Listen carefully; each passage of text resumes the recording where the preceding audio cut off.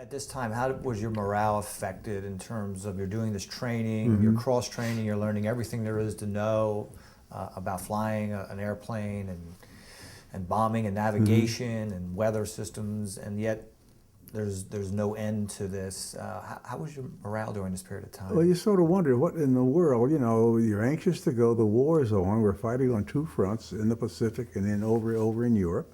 And you grew up with racism, so you knew that this was a part of the, a part of the equation. And but yet you felt that, gee, I'm ready to fight for my country. The country needs us to fight. What in the world? Why don't they let us go? And it just added to the general frustration of the racism at the time.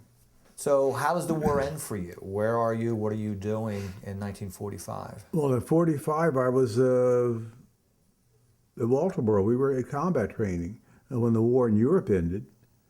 And then there was a delay. They took out the P-40s and brought in P-47s. We started flying P-47s, and I guess that's what they had planned for us to use in the Pacific. The 47 carried 8 guns, and it was a very rugged airplane. And it was great for, shooting up stuff on the ground. So maybe that was what they had plans for us. But then the war ended in August. So we continued flying there for a short while. And in maybe September of 45, the whole outfit was sent to Godman Field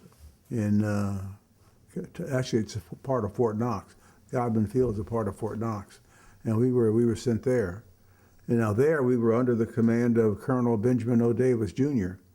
So now the war's ended, so we're on very limited flying,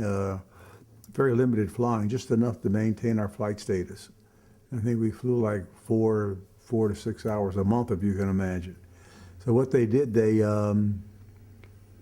found office work or something for each of us to do. Instead of laying up in the BOQ all day long, they found some crazy work for us to do in different offices around the base. But then in July of 46, a lot of us were discharged, for the convenience of the government, or however they phrased it.